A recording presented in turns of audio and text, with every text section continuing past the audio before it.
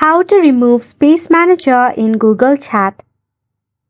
Hey guys, welcome to the channel and let's get right into this quick and easy tutorial.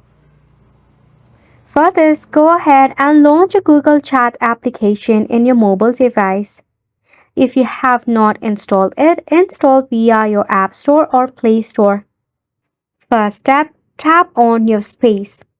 Then click on the name of your space. In here, select on Manage Members.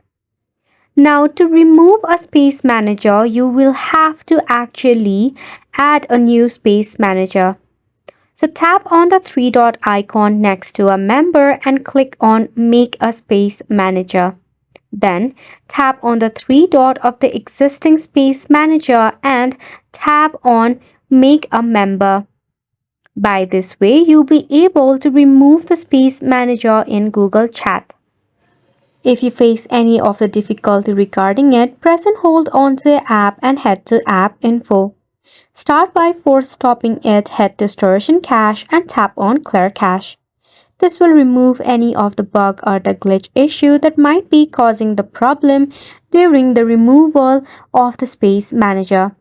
This sums up the tutorial as well. Thank you so much for tuning in. We'll see you very soon.